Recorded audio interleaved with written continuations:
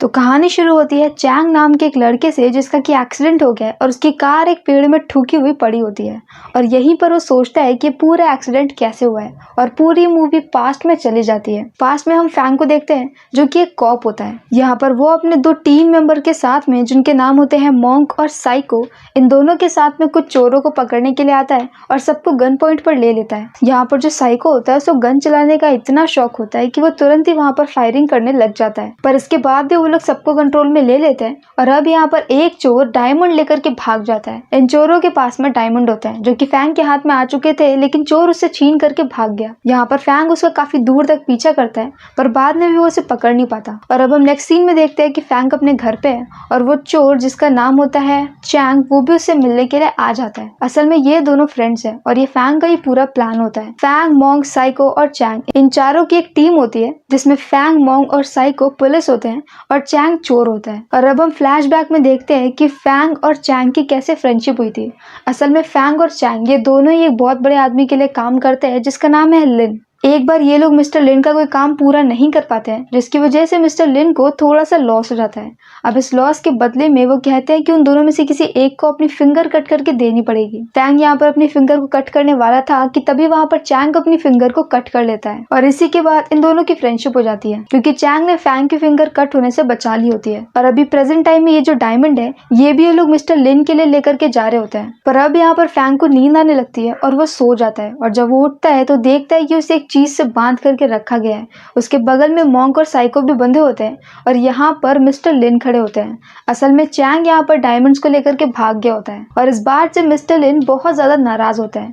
अब फैंग यहाँ पर चैंग को कॉल करता है। चैंग एक कार से जा रहा होता है और वो यहाँ पर फैंग को ये बोलता है कि उसके पास और कोई रास्ता नहीं था। फिर हम पास्ट में ये देखते हैं कि कुछ वक्त पहले मिस्टर लिन की जगह किसी को जेल जाना था और वो इसकी लॉटरी टाइप की कुछ निकालता है जिसमें कि चैंग का नाम आता है। तो मतलब कि अब मिस्टर लिन की जगह पे चैंग को 10-15 साल के लिए जेल जाना पड़ेगा और इसी वाली प्रॉब्लम से बचने के लिए चैंग डायमंड लेकर के भाग गया है। अब मिस्टर लिन को गुस्सा आता है और वो साइको की एक फिंगर को कट कर देता है। वो यहाँ पर 48 आवर्स तक का टाइम देता है। वो बोलता है कि वो लोग साइको को पकड़ करके रखेंगे और अगर 48 आवर्स के अंदर वो लोग डायमंड लेकर के वापस आ जाते हैं तो फिंगर वापस से जुड़ जाएगी, क्योंकि इसके बाद वो फिंगर जुड़ नहीं पाएगी। और क्योंकि अब सिर्फ फैंग और मॉन्क ही बचे हैं और दो लोग चैंग को ढूंढ नहीं सकते तो वो अपना एक आदमी इनके साथ में भेज देता है। और अब दूसरी तरफ हम चैंग को देखते हैं। चैंग जो कि कार से भाग रहा होता है कि तभी अचानक से उसके सामने एक लेडी आती है और उसकी कार का बैलेंस बिगड़ जाता है और उसकी कार जंगल में जाकर के ठुक जाती है। और यही वो सीन है जो हमने मूवी की स्टार्टिंग में देखा था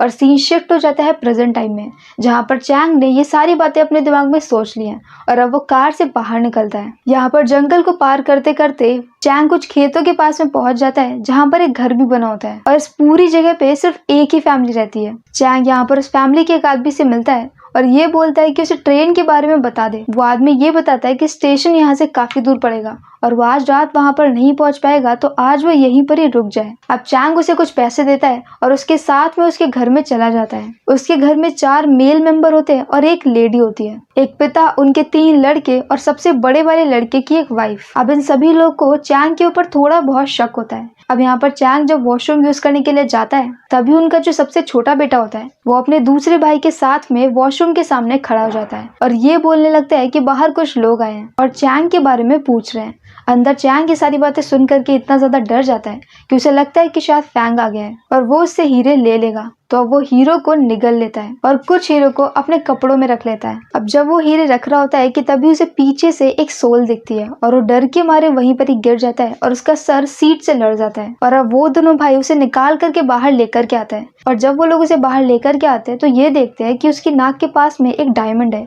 जो कि शायद उसके मुंह के अंदर से होते हुए उसके नोज से बाहर निकल आया होगा। वो डायमंड वो लोग एक टेबल पे रख देते हैं और अब वहाँ पर जो घर का मेन मुखिया होता है, उस घर का जो फादर होता है, वो ये बोलता है कि डायमंड को उसी लड़के के पास में रख दो, मतलब चैंग के पास में, और जब वो होश में आएगा तो अपना डायमंड ले लेगा। और सब लोग ऐसा ही करते हैं और अपने अपने रूम में चले जाते हैं। पर आधी रात में सब लोग एक एक करके वापस आते हैं क्योंकि लालच तो सबके मन में होता है और सबका अब यही प्लान होता है कि डायमंड को ले लेते हैं। उन्हें कोई आइडिया नहीं है कि चैंग के पास और 9 डायमंड्स हैं। चैंग के पास टोटल 10 डायमंड्स थे। तो अब कहीं यहाँ पर चैंग होश में आकर के अपने डायमंड को वापस ना मांगे तो वो लोग उसे उसी कार के पास में छोड़ करके आ जाते हैं जहाँ पर चैंग की कार का एक्सीडेंट हुआ था। फिर उन्हें लगता है कि शायद यहाँ पर लोगों को बहुत ही ऑब्वियस सा लग जाएगा कि एक्सीडेंट के बाद में वो बाहर कैसे निकला, तो वो लोग उसे फेंक देते हैं। और जब वो लोग उसे फेंक रहे होते हैं तभी चैंग को होश आ जाता है। अब उन्हें ये लगता है कि अब तो इसे होश आ गया, ये बाहर जाकर के हर किसी को उनका सच बता देगा। तो वो लोग उसकी बॉडी को उठा करके वापस घर ले आते हैं। अभी भी चैंग को हल्का फुल्का होश है, लेकिन क्योंकि उसके सिर पे चोट लगी थी और लगातार खून बह रहा था तो वो कुछ कर नहीं पाता। और अब वो लोग उसे एक लकड़ी की दीवार के अंदर बंद कर देते हैं और ऊपर से लकड़ियां लगा देते हैं और सामने एक पेंटिंग को टांग देते हैं। और उस लकड़ी की दीवार के दूसरी तरफ चैंग अभी भी जिंदा है लेकिन बेहोश है। और दूसरी तरफ फैंग यहाँ पर चैंग के फोन को ट्रैक कर रहा होता है। तो फोन को ट्रैक करते करते उसी घर के पास में पहुंच जाता है।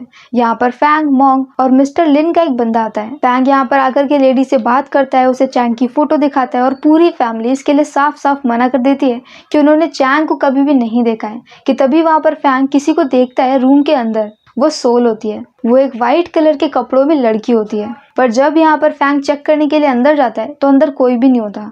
और अब यहाँ पर उनके घर का जो सबसे छोटा बेटा होता है वो उन्हें घोस्ट की स्टोरी सुनाता है।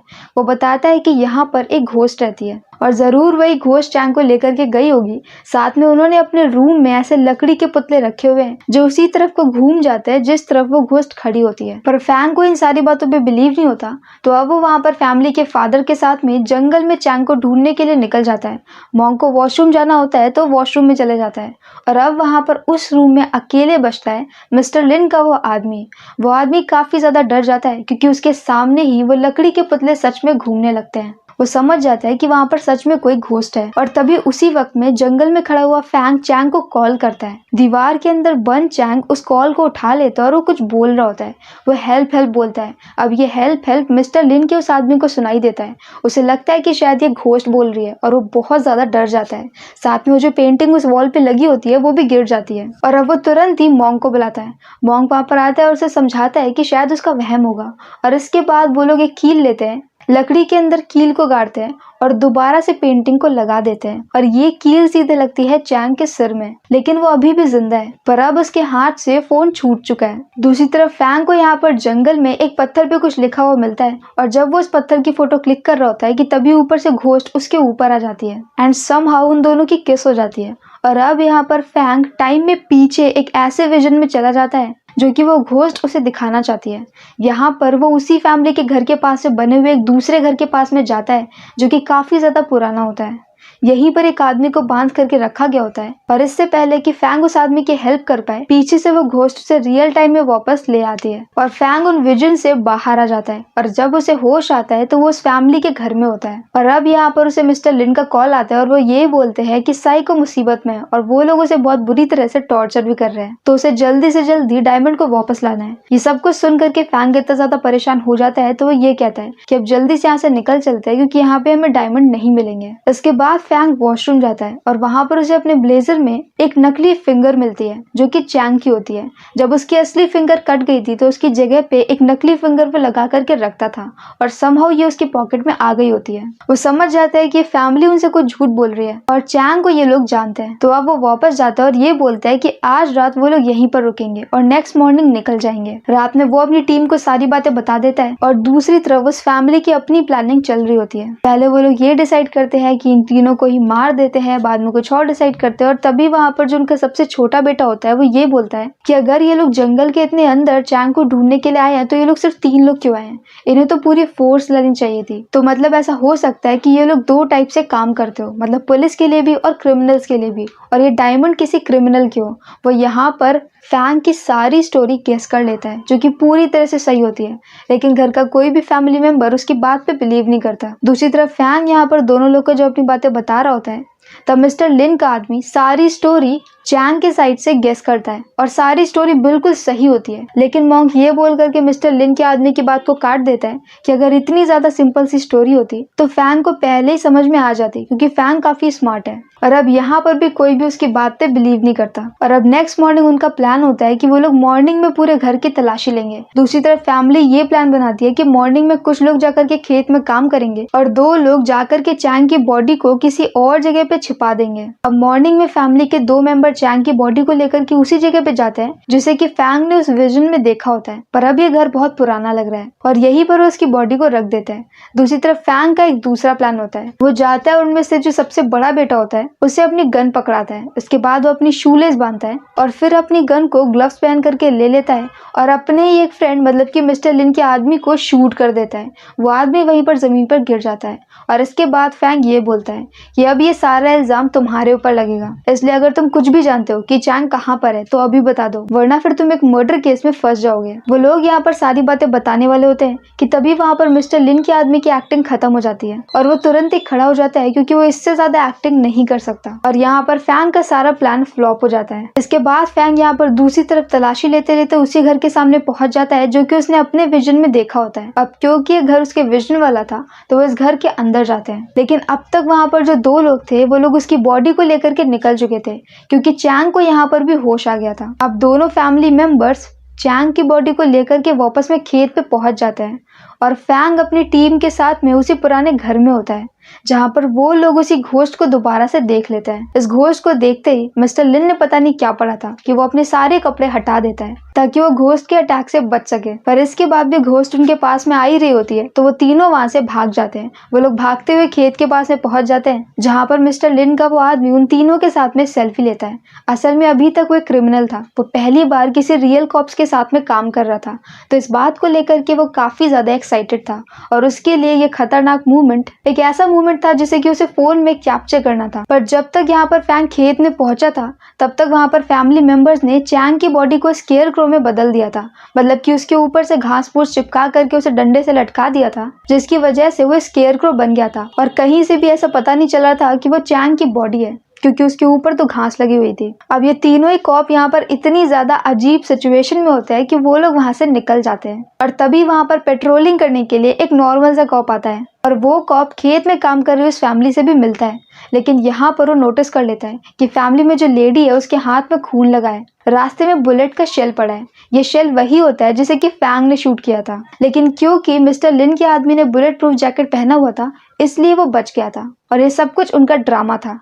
लेकिन यहाँ पर जो बुलेट का शेल होता है वो तो रियल ही होता है। पेट्रोलिंग करने वाले कॉप को काफी कुछ समझ में आ जाता है और अब वो फैमिली उससे भी मार देती है और अब इतना कुछ होने के बाद फैंग भी वहां से निकल जाता है। जब वो लोग रास्ते में होते हैं तब मिस्टर लिन का आदमी ये कहता है कि हमें नंबर्स एक्सचेंज कर लेने चाहिए ताकि मैं आप लोग को वो फोटो शेयर कर सकूं। ये सुन करके फैंग को गुस्सा आता है और फोन लेकर के फोटो को हटाने वाला होता है कि तभी वो ये देखता है कि स्केयर क्रो के पास में से एक हाथ निकला है जिसमें से एक फिंगर कम है। वो समझ जाते हैं कि वो स्केयर क्रो ही चैंग है, तो वो लोग उसे लेने के लिए वापस जाते हैं। दूसरी तरफ चैंग भी जैसे तैसे करके रिलीज हो गया होता है क्योंकि अभी तक वो होश में होता है और वो जंगल से निकल करके चलते चलते रोड पर आ चुका होता है। उसके सामने ही फैंग की कार आ रही होती है कि तभी अचानक से चैंग के ऊपर बिजली गिरती है और उसकी आधी बॉडी जल जाती है।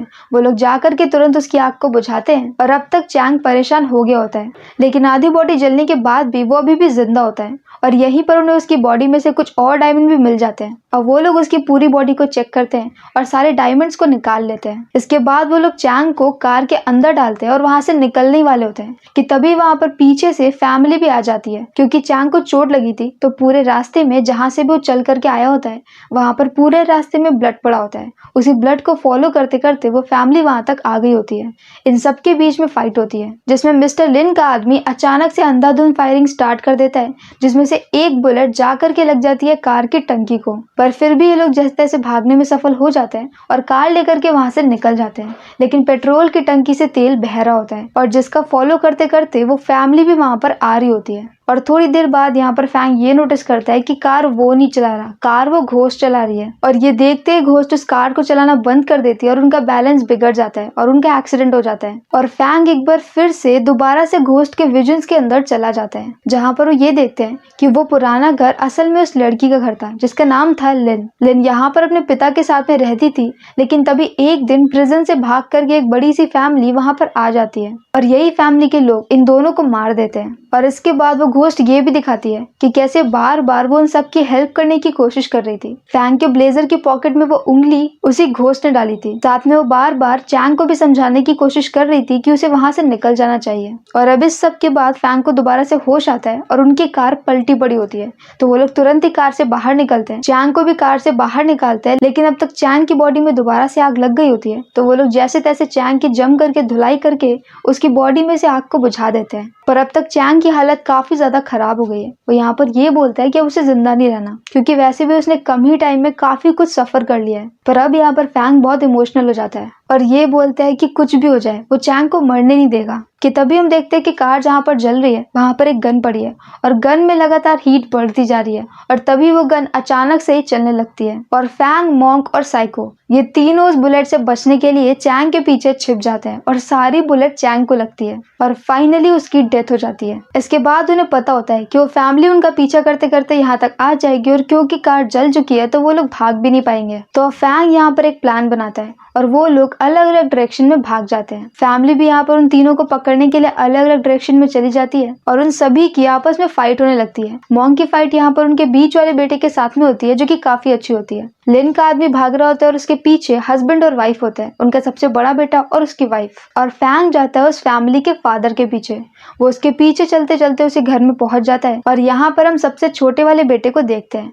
असल में सबसे छोटा वाला बेटा इस पूरी फाइट को छोड़ करके वापस आ गया है ताकि वो एक डायमंड को लेकर के भाग जाए, लेकिन अब उसके फादर उसे पकड़ लेते हैं और उसे वहीं पर ही मार देते हैं। इसके बाद उन्हें फैंग दिखता है। फैंग के हाथ में बाकी के बचे हुए सारे हीरे होते हैं।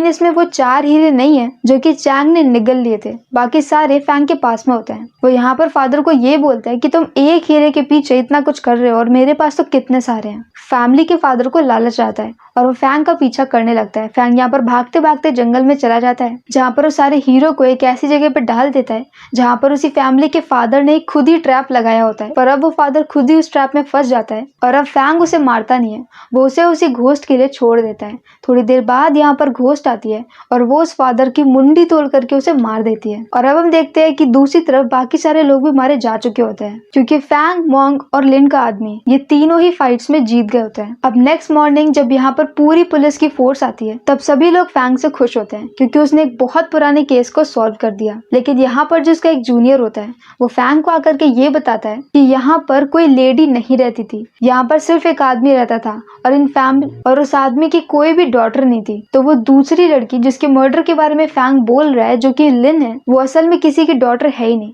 और ये सुनने के बाद फैंग का सिर चकरा जाता है और अब उसका जूनियर उसे ये बोलता है कि इस घर में पहले जो आदमी रहता था, इस फैमिली के पहले, वो भी कभी जेल में रहा करता था और वहीं पर एक साइकेट्रिस्ट थी और वही साइकेट्रिस्ट लिन थी और वो आदमी भी शायद जेल से भागा हुआ था। उसे जेल से भगाने में लिन ने उसकी हेल्प की थी और लिन के ऊपर भी बहुत सारे कर्जे थे, तो शायद वो भी उसके साथ में भाग गई होगी, क्योंकि जिस दिन वो आदमी भागा था उसी दिन के बाद से लिन भी गायब हो गई थी। तो ऐसा हो सकता है कि लिन ने उस आदमी को भगाया हो, वो दोनों भाग करके जंगल के बीच में बने हुए इस घर में आ गए हो, जहाँ पर ये फैमिली जो कि अब मर चुकी है वो पहले से ही रहती हो और इस फैमिली ने उन दोनों को मार दिया और यहाँ पर वो घोस्ट फैंग की मदद से अपना बदला ले रही हो, जो कि फाइनली उसने ले भी लिया है। और जब नेक्स्ट सीन में फैंग यहाँ पर जाता है मिस्टर लिन के अड्डे पर साइको को छुड़ाने के लिए, तो ये देखता है कि सभी लोग मरे पड़े हैं और साइको वहां से भाग चुका है। और अब नेक्स्ट सीन में हम देखते हैं इन चारों को साथ में, जहाँ पर फैंग के पास में 6 हीरे हैं और अब वो सब इस बात पे कंफ्यूज हो जाते हैं कि वो लोग इसे डिवाइड कैसे करेंगे। और इसी एंडिंग के साथ ये कहानी यहीं पर खत्म हो जाती है। इस मूवी का नाम था ट्रीट और ट्रिक, जो कि 2021 में रिलीज हुई थी और इसकी IMDb रेटिंग है 8.0 आउट ऑफ 10। तो अगर आपको मेरा एक्सप्लेन पसंद आया हो तो प्लीज हमारी वीडियो को लाइक करें, शेयर करें और हमारे चैनल को सब्सक्राइब करें। तो मिलते हैं नेक्स्ट वीडियो के साथ। Bye bye.